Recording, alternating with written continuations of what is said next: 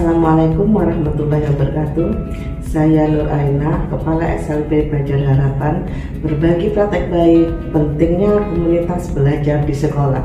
Mengapa komunitas belajar di sekolah penting? Karena komunitas belajar adalah potensi yang besar untuk meningkatkan hasil kualitas guru.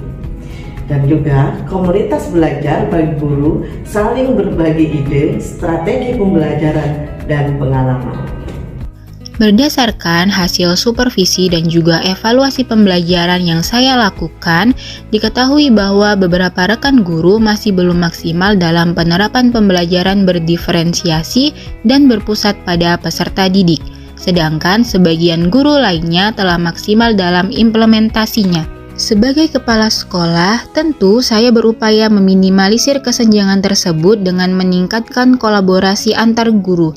Bagaimana strategi saya dalam mencapai tujuan tersebut?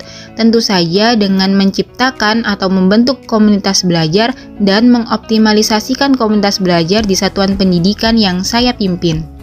Apa sih komunitas belajar itu? Jadi, komunitas belajar merupakan sebuah wadah yang disediakan untuk belajar bersama dengan tujuan meningkatkan kompetensi guru sehingga berdampak pada pembelajaran peserta didik. Lalu, apa pentingnya komunitas belajar? Yaitu, dengan adanya komunitas belajar diharapkan dapat meningkatkan kompetensi pendidik dan membangun budaya belajar bersama yang berkelanjutan sehingga berdampak pada peningkatan hasil belajar peserta didik. Strategi pembentukan komunitas belajar yang saya terapkan di satuan pendidikan saya adalah sebagai berikut. Yang pertama yaitu membentuk tim kecil. Yang kedua, menentukan urgensi topik yang perlu dibahas dalam komunitas belajar. Yang ketiga, menentukan tujuan dan jadwal pelaksanaan kegiatan komunitas belajar. Yang keempat, pelaksanaan komunitas belajar. Dan yang kelima adalah melakukan evaluasi kegiatan komunitas belajar.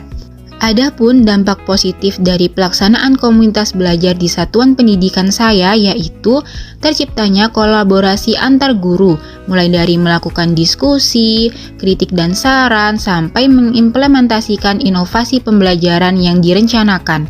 Hal tersebut dapat dibuktikan dengan perubahan metode, strategi, maupun hal-hal yang berkaitan dengan pembelajaran yang awalnya pembelajaran cenderung rata, maksudnya kurang memperhatikan karakteristik dan kebutuhan peserta didik, dan guru masih berperan sebagai pusat pembelajaran, bertransformasi menjadi pembelajaran berdiferensiasi dan juga pembelajaran berpusat pada peserta didik.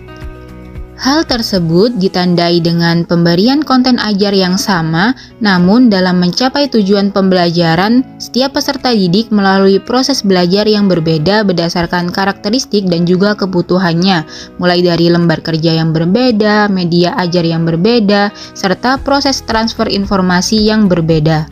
Saat ini, rekan guru mulai berinovasi dengan memanfaatkan lingkungan sekitar sebagai sumber belajar dan berorientasi pada proses belajar, bukan pada hasil belajar peserta didik. Selain itu, rekan guru juga mulai mengoptimalisasikan pembelajaran berpusat pada peserta didik.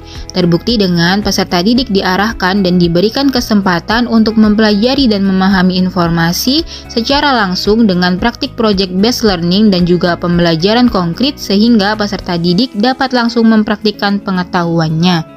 Hal tersebut dinilai lebih efektif dan juga efisien dalam pemrosesan dan pemahaman informasi bagi peserta didik. Sebagai kepala sekolah, selain berperan sebagai penanggung jawab komunitas belajar, saya juga berperan sebagai pendukung transformasi pendidikan di satuan pendidikan yang saya pimpin.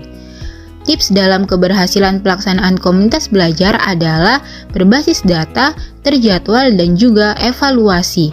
Dengan hal tersebut, kebutuhan satuan pendidikan dan tujuan dari komunitas belajar dapat tercapai. Mari bersama-sama mengoptimalisasikan komunitas belajar di satuan pendidikan yang kita pimpin. Demikianlah praktek baik dari SLB Fajar Harapan. Semoga bermanfaat. Terima kasih.